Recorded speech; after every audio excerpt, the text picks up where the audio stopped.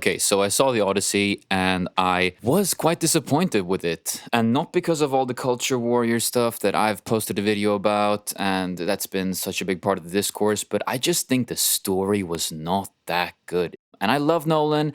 I haven't read the poem, the Odyssey poem. I did see Troy, which created this really cool juxtaposition between these two films that are created in two completely different eras with very different visions and very different takes on this story. So, my main problem is really the story here. I know Nolan is obviously visually very, very great and very, very exciting. And I didn't see it in IMAX, which I sort of should. Honestly, I just don't want to see it again. It was long, it was lacking in many ways. And that's what I'm going to talk about in this video here. So, the whole point of this film and this whole story is that when Odysseus comes up with the Trojan Horse trick, that essentially breaks the norms of society. It essentially breaks this idea that you're supposed to be kind to strangers. So the whole point is that action that Odysseus took follows him all the way home. Essentially, there's all these suitors in Ithaca, and they are completely overusing the hospitality of his home and his wife and his son.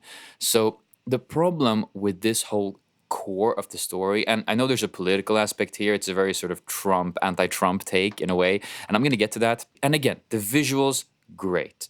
I will see it in IMAX at some point, but the story is all that matters to me. You know, you can have visually amazing films. You know, I love Gaspar Noé. You know, I love some of these guys. You know, but like you have to make the story matter. You have to make the characters be depicted in a way that's compelling and interesting. And I think this film failed in that. See, we don't get to see Odysseus really being the jerk that led him to create the Trojan horse and essentially cause this insane shift in norms in society. So the whole tale is about him realizing he needs to be reborn.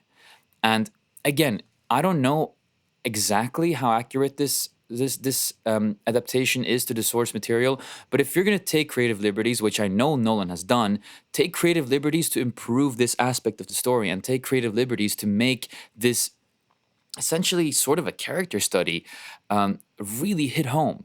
You have this flashback use that Nolan likes to do, which is great. It just reminds me so much of Inception, especially with his visuals, with the beaches and the low tide and the sun. It reminds me a lot of Inception, and it works in Inception so well. And obviously, Oppenheimer has this too, and almost all Nolan's movies, or I guess all Nolan's movies have this. It's a bit of a trademark visual directorial style, which again is great. But why can't you use the flashbacks to show us how Odysseus is a bad guy? And how, because I don't see why he has to change. I don't see how he has to change. I see a guy who kind of on a whim chooses to sail south away from the other ships and go a different route, which that kind of shines through that he took a different route because he doesn't really want to go home. But we're not given enough meat from his background to really understand why he doesn't want to go home, why he's making bad decisions. And again, he keeps making bad decisions. He's not cunning. He shoots the Cyclops, completely jeopardizing the whole gang, which is cool. Like, you make that decision because you want to avenge your men and because you're human.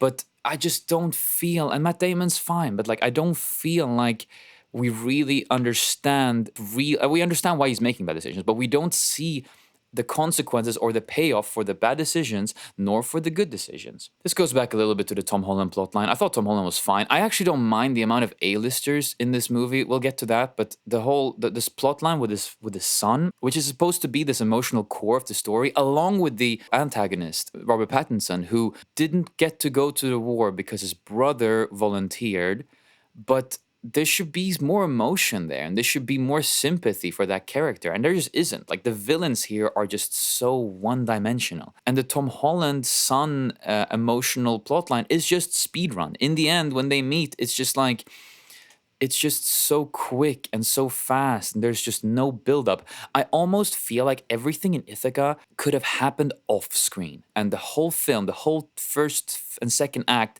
could have been Matt Damon just from the perspective of him doing his journey without the flashbacks and without the flash forwards. And we would have really been with him, not knowing what's going on in this world. And then we could have heard about these things in Ithaca that are happening.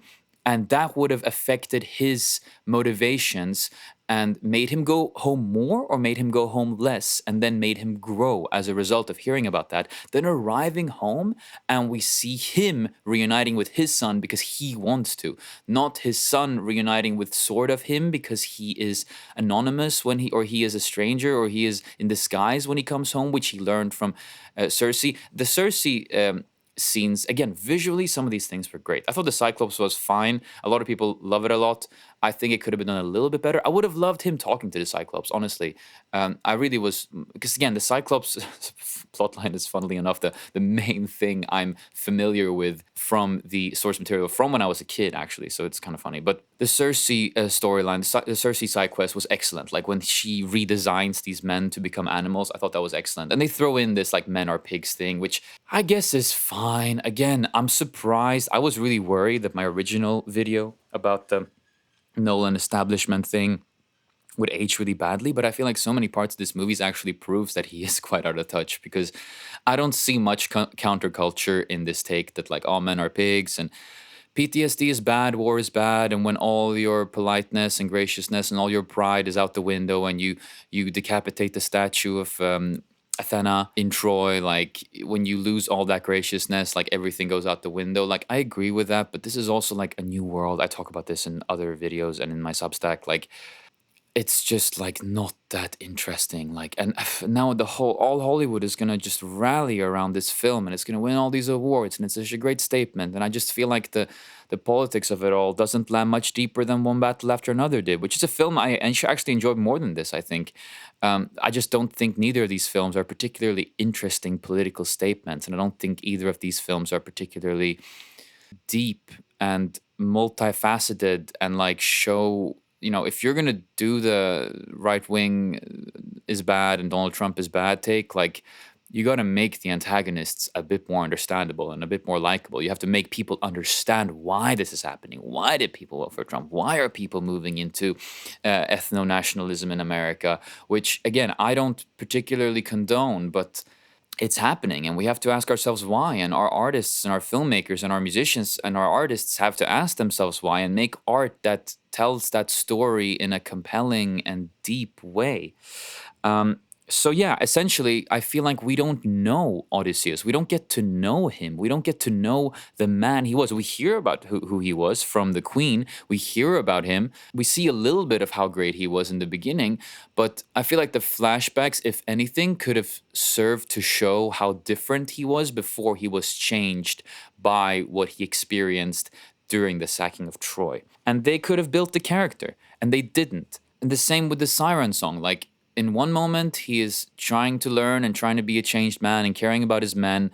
And the next moment, I saw somebody comment on this, that they made him so different from the cunning, sort of talkative person he is in the source material. Again, I don't want to go too deep into this, the source material aspect, but it explains why the Siren Song scene, when he just wants to hear the Siren Song and wants to be the only soldier who has ever heard the Siren Song, which again makes him jeopardize his men. Like doing that, his crew, who gets mad at him for sacrificing 6 people right after that when they manage to avoid the whirlpool, his men should be mad that he's so careless regarding wanting to hear the Siren Song, because that makes one of his men take the wax out of their ears and swim to the sirens. And it's like, it's just so inconsistent, and the world building is bad. And having seen Troy just a moment before, which reminded me so much of Game of Thrones, obviously, David Benioff, I believe, wrote that as well. You see like the intensely like consistent world and compelling world of Game of Thrones, and honestly Troy too, which meditated so much on these things like